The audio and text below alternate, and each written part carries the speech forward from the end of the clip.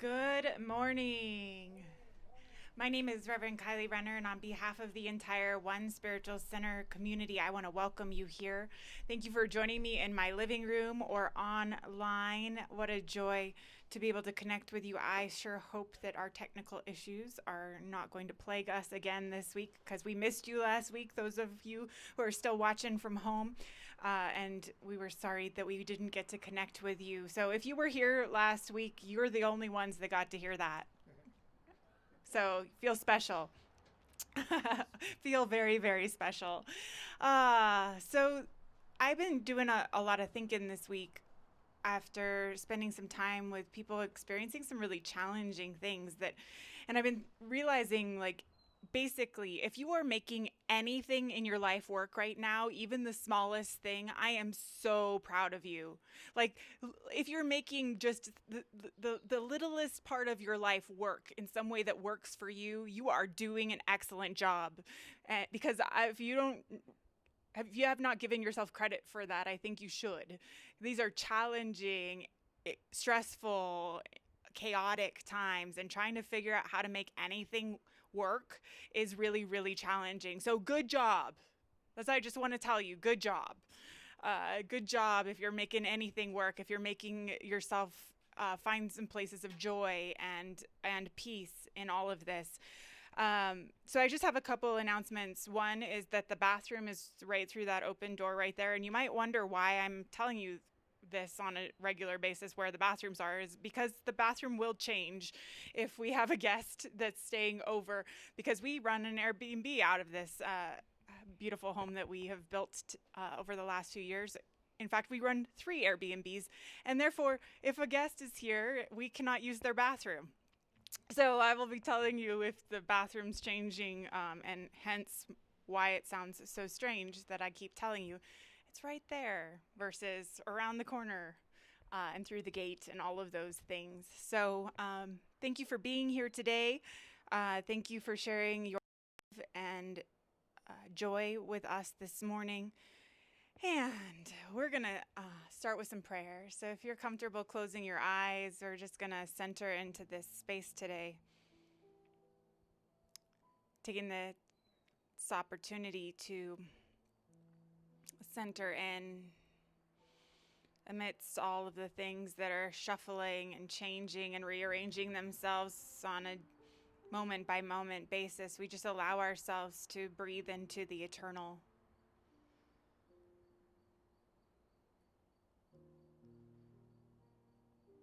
To find a place of stillness inside.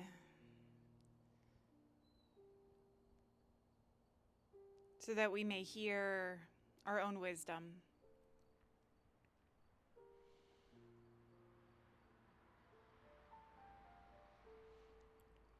And I just know that we're blessed to have this opportunity to reflect, to have given ourselves the space to remember.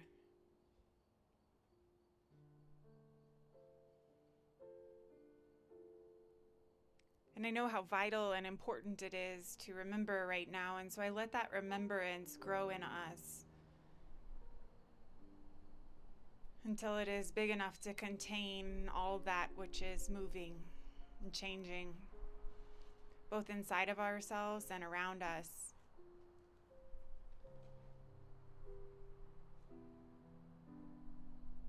And so I just know the Spirit and remembering are here today, that we remember and remind one another of that bigger idea that is moving just beneath the surface of things, beginning to emerge.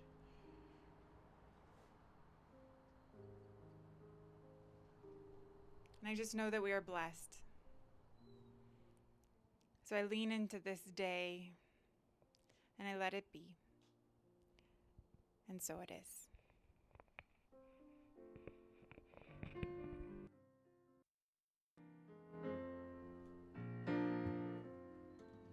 I got peace like a river. I've got peace like a river. I've got peace like a river in my soul.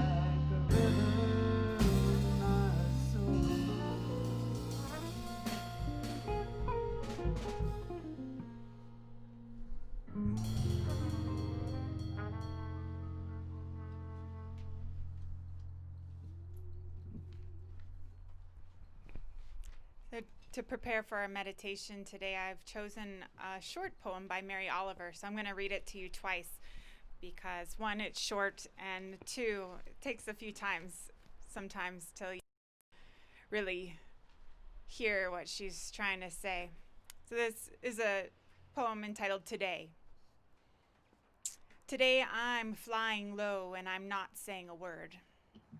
I'm letting all the voodoos of ambition sleep. The world goes on as it must, the bees in the garden rumbling a little, the fish leaping, the gnats getting eaten, and so forth. But I'm taking the day off, quiet as a feather. I hardly move, though really I am traveling a terrific distance. Stillness, stillness, one of the doors into the temple. Today I'm flying low and I'm not saying a word. I'm letting all the voodoos of ambition sleep. The world goes on as it must.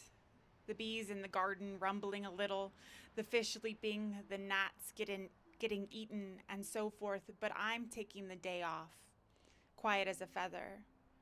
I hardly move, though really I'm traveling a terrific distance. Stillness, stillness, one of the doors into the temple. So we're going to let the music guide us today as we allow the meditation to move in us.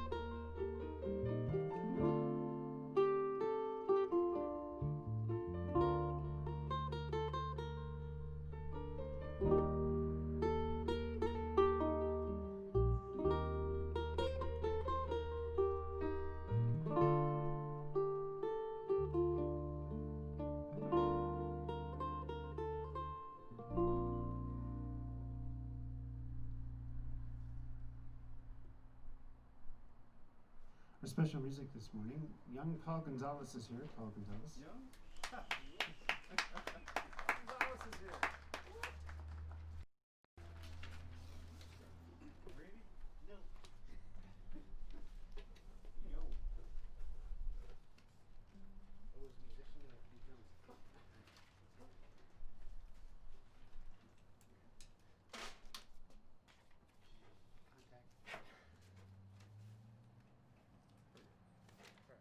Yeah, 1, 2, 1, 2.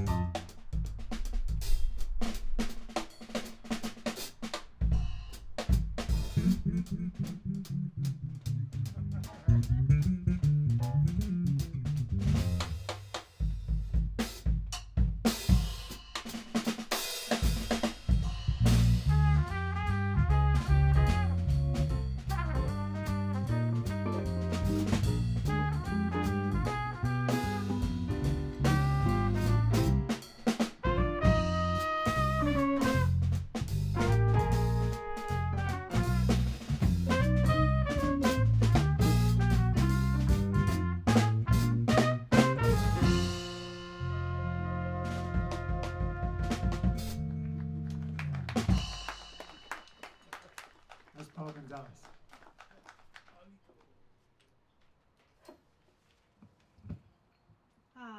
Thank you. So fun to see you guys playing together again. Missed it. Ah. So I've been thinking a lot about how we maneuver these challenging times, and and there I am. Hi, can you hear me now? Wonderful. Even the neighbors can hear me. So I've been thinking about how we manage these challenging times. Like, how do we find some sort of place inside of us that's big enough to handle the constant stream of chaos? Because it feels like this is something that we're just gonna have to get used to, right? Like right now, the fact that every day is gonna be a new challenge, something new happening, is actually something that we need to just get used to. It's not something that we're just going to be able to figure out once. And so I've been thinking a lot about the access that we can find to stillness, this kind of sense of where inside of me is this place of stillness that I can tap into in the midst of chaos and confusion, and the importance of that. And I found a new place of that in my own life this week, and it led to a healing that I'm going to tell you about in a bit. But what I was thinking about this week is this kind of sense in which we find stillness and then are able to take that stillness into our movement. So Bruce Lee said, the stillness in stillness is not real stillness. Only when there is stillness and movement does the universal rhythm manifest. And so this sense of finding the stillness within the chaos, the stillness within our movement, the stillness within that is essential, because there's not some place we get to go to escape this kind of constant movement, especially right now. And nor should we want to, nor should we strive for that. In fact, instead it's this sense of, how do I, in the midst of all of it, find that place? So there's a story from the Islam tradition from Mullah Nasruddin, and he goes to visit someone who has a haberdashery in the middle of the town square, and is talking to him about finding, God and that relationship. And the mullah has been out, studying in the wilderness for all of these years, and comes and says, tells this man in the middle of the haberdashery that he's going to have to do that in order to find that kind of peace, that there's no way he's going to find this in the middle of all of the chaos of the marketplace. And the man who owned the haberdashery said, actually, I think you're wrong. I think the only one I can find the peace that I'm looking for right here in the middle of all of it, that I will actually find peace.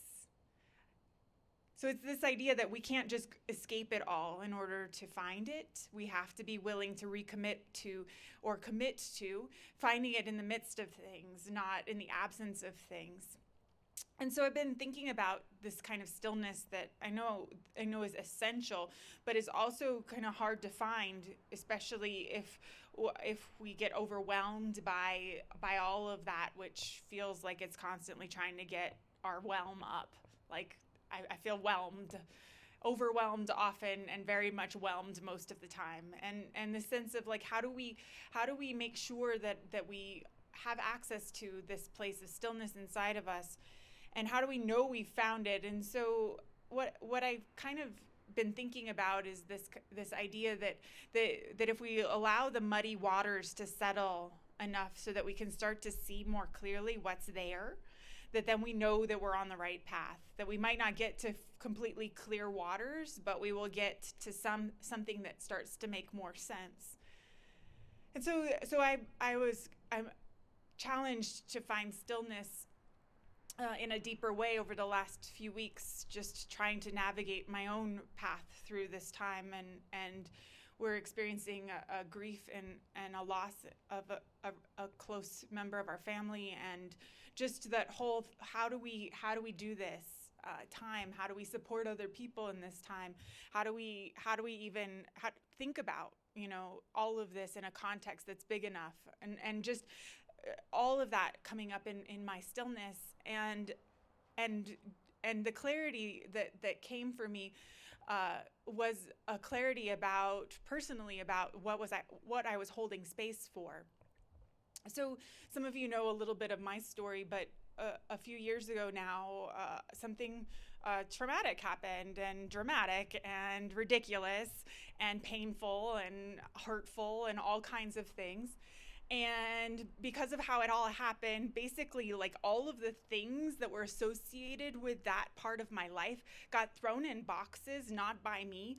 And basically, I've been carting around these boxes, not willing or not able to even look in them, because it was still so painful.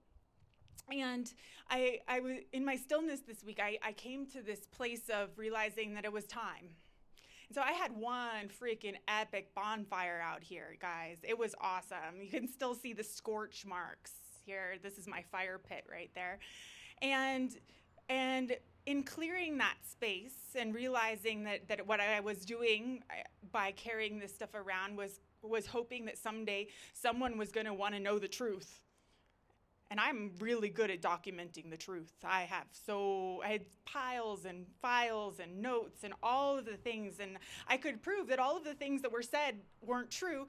And I realized that I had to let all that go for me. That was part of the stillness that I found was creating that space. And so this idea that there was some time when someone was actually going to care about what happened in some way, that I was going to be able to provide the documentation. For anyone else ever done that? I mean, it feels like we're doing that as a country right now, right? Like, it feels like we're just trying to figure out how to document it all so we can show that we just what's going on and what the truth is in all of this. And on some level, that's just not going to work. It's not where we're at. It's not what's happening. It's never going to be. And so how do we find that place inside of us that lets that be okay, so that we can then have space for something else? And so, of course, those boxes are gone, and all of those papers have been burned, and life looks different now. And Zephyr actually hadn't been home for part of it, and he walked in the house and he says, "Wow, it smells good in here." And I said, "Yeah, all that bullshit's gone." And so there's this sense in which somehow when we find that place of stillness, we release this energy that gets trapped in the places that we're unwilling to look. And it's not even that it was really that scary on some level. It's just almost like there was this paralysis for 2.5 years. Like I just can't even open that door. It hurts too much. And the recognition of that healing place that we can find when we really just say, all right, it's time now. But sometimes it takes that long to find stillness around something. And so that's one of the things I want to give you permission around is like if you're not finding stillness around something in your life, like you're not finding that place of peace, you're not finding that place of forgiveness or letting go, that really to give yourself permission for it to take as long as it's going to take. Because you've been through some shit. I know each and every one of you has, and it looks different as it moves through us, but we have to be willing to recommit to finding a deeper place of stillness in it from wherever we happen to be in that moment. That there's more stillness to find, and that there, I'm certain, is many for me, more layers of healing around all that whole experience. But I also recognize that there's an opportunity from this place of stillness, from this vantage point, to find a deeper place of knowing inside of me. And if we just recommit ourselves to that on a daily or moment by moment basis, I know that will guide us well during this time. That we are guided really well by that willingness to keep on looking deeper for a place of stillness and being willing to do whatever it takes to find it. So I just know for myself that the stillness and this sense of letting go is important in order to really find the peace that we're looking for. So there's a story about a man who is a really high-powered trial attorney, and he was used to being assertive in an authority position, and you know he knew who he was in the world, and it was very much defined by his position and his ideas of himself. And one of the things that he liked to do was to mountain climb. And he tells a story about this particular climb that he committed himself to because it was one of those ambition climbs, right? You know, he was ambitious and he was going to prove himself by making this particular climb. And he talked about what happened, though, during the process of this particular trip. And it wasn't that anything dramatic happened during the climb, but on the third day, he was camping, and in his own stillness, he realized that he wasn't even sure why he was doing what he was doing. Like, he couldn't find that answer inside of himself, and his heart grew tender just in that question of, why am I even doing this? And from that moment, he just started to focus on what he was doing and why he was doing it, and asking those questions. And his whole entire life shifted because of that stillness he found there. And he started to question his entire identity and why he was making all of the choices he was making and all of the things he had made everything mean in his life. And it was all because in his own stillness, he found space to ask a question, like, why am I doing this in the first place? Why am I holding on to this? Why am I doing this in this way? And I love the way he tells the story, and I'm going to read you a piece of it because I think it talks about.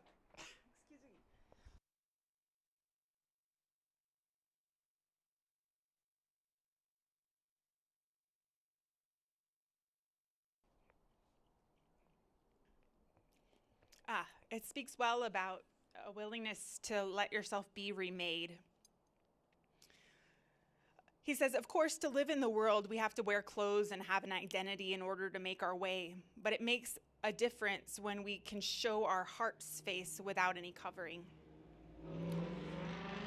Though we can't stay this naked, we're sanctified in such moments to have the ancient air touch our soul. This is the stillness I'm talking about. I encountered the authority of my own being and the authority of all being on the side of that mountain. This inner quality of authority invoked the touchstone of certainty by which we know firsthand that we're alive. Our inner authority emanates from the nakedness of our soul. Once we remove our masks and opinions, our authority of being resides in whatever point of stillness we can no longer question. Our authority of being resides in the fact of being here regardless of what circumstances surround us, regardless of what we have to put back on to live in the world.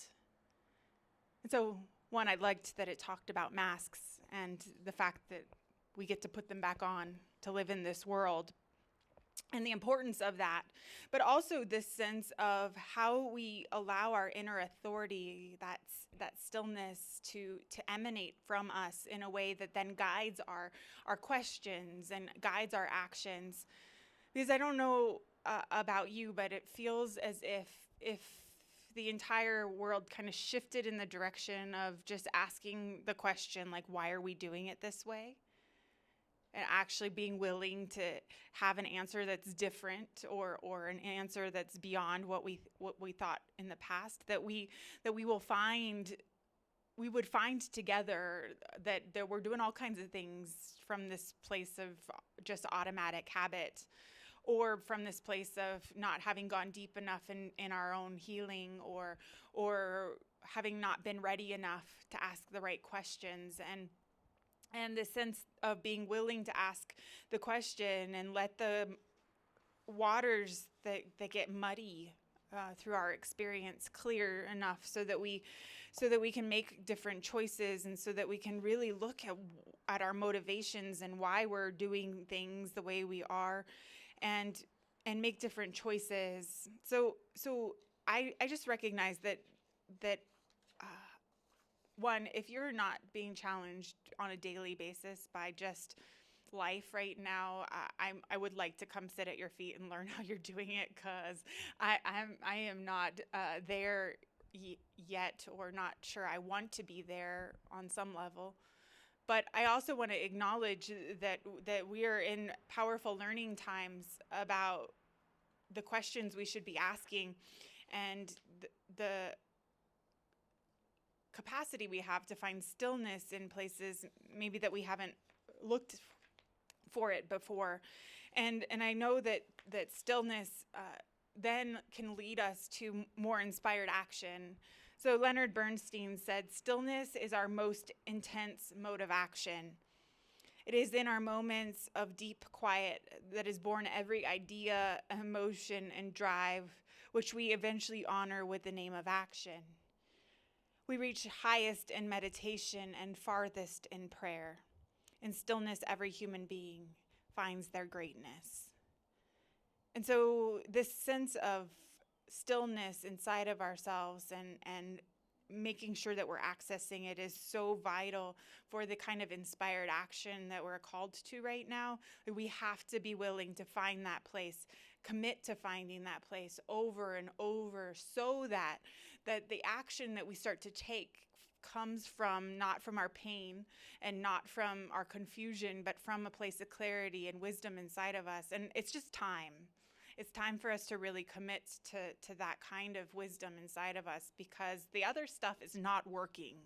I don't know about you, but I'm calling that bullshit over, or participating in it in the way that I have in the past. And so that healing that gets to happen from a place of a wisdom inside of us that's been speaking, that we haven't listened to because we're so full up of our idea of what we think is happening and all of our ideas about things. So I just feel like it's time for us to realize that the only way out is through, and it's through our stillness that we will find a wisdom to really change things, to not just keep repeating what we've done in the past. So I'm going to ask the band to come up, because we're going to sing as we prepare our way into prayer. But I'm just going to ask you to think about maybe some place in your life where there's room for some stillness, where there's room to create some space around whatever it is that you've been holding on to. And we're going to sing our prayer, sing into our prayer today. So please join me. Our prayer of love lifts us high. It heals us, sustains us, and sets us free. Our prayer of love lifts us high. It heals us, sustains us, and sets us free. Our prayer of love lifts us high. It heals us, sustains us, and sets us free.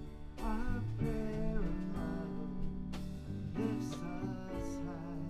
It heals us, sustains us, and sets us free. Our prayer of love lifts us high. It heals us, sustains us, and sets us free. Our prayer of love lifts us high. He heals us, sustains us, sets us. And so our prayer of love today is a prayer of stillness.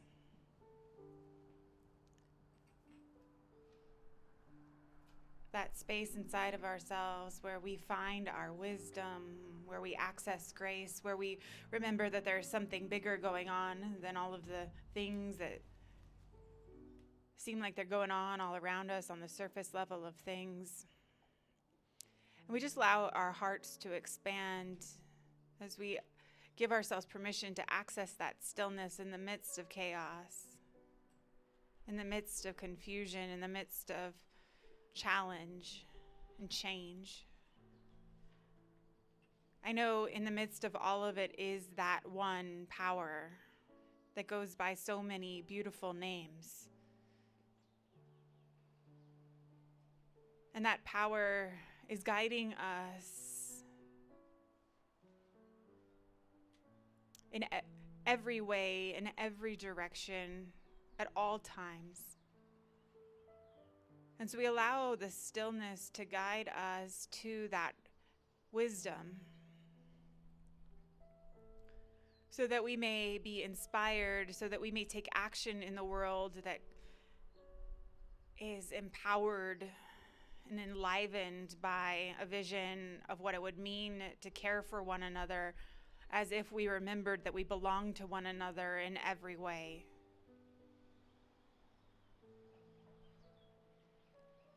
And I just know that this prayer of love carries us to places of deeper stillness inside, so that we may then find more healing and more transformation and more clarity and more letting go.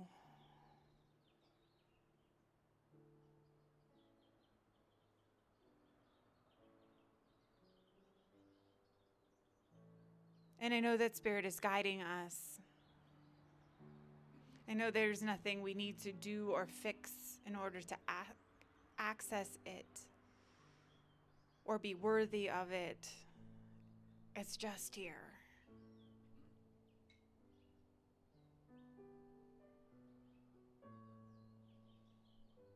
And so we let our prayer of love carry us forward.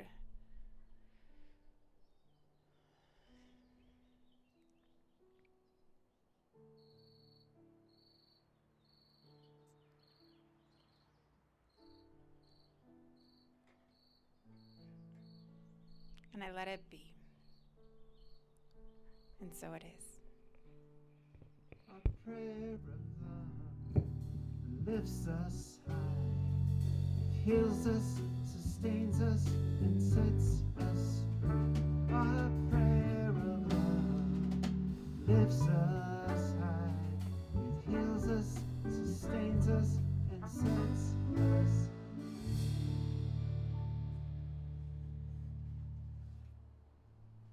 Once again, Paul Gonzalez.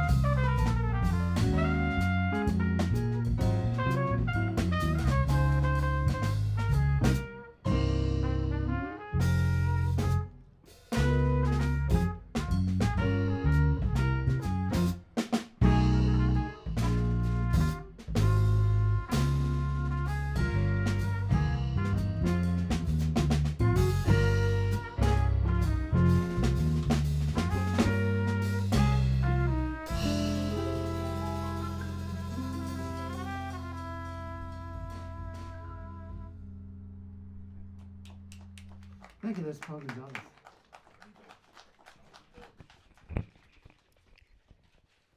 Thank you, Paul. Ah. So I just have a few announcements. One is that we're really very grateful for all of the continued love and support that we've received through donations through this time. And we have baskets hanging from the trees if you would like to give in that way. We also have a text to give number 505-207-4916. And if you text that number, it will prompt you to set up an account that would then make it very easy to donate electronically. We also have a place on our website, onespiritualcenter.org, that you can do that as well. If you're not here with us in person, you won't know that we were having cable issues today. So challenging times to figure out how to make all of this technology work.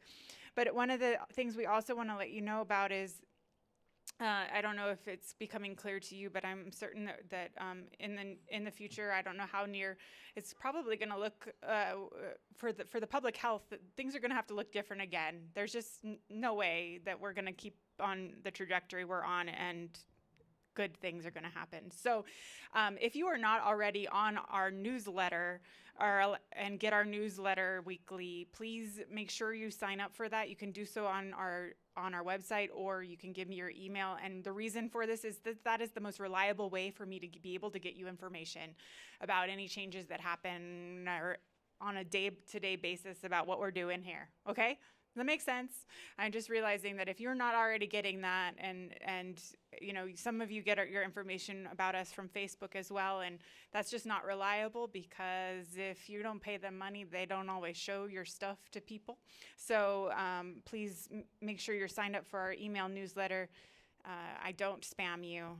Don't worry. It's once a week. You get something from me, and a preview of what we're going to be talking about, and just any information that we might have. So I want to say thank you to everyone who came out yesterday to Roadrunner Food Bank. We had a lot of fun packing pallets of snack goods that are going to go out.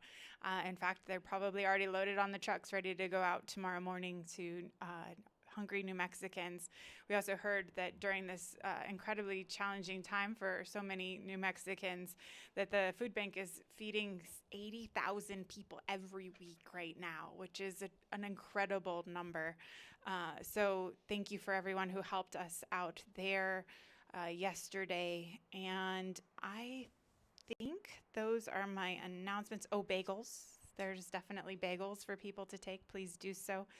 And I think that's all I have to say. So thank you for being here. We are going to sing, and then we have a blessing.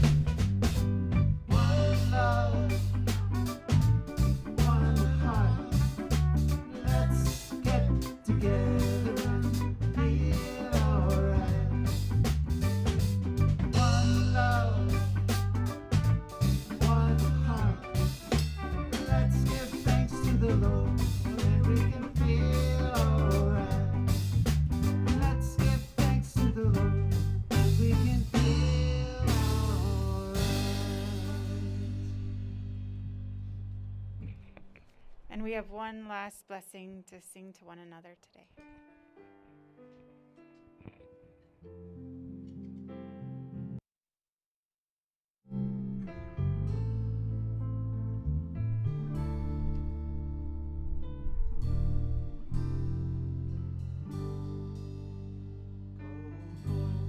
And walk in beauty, and know that we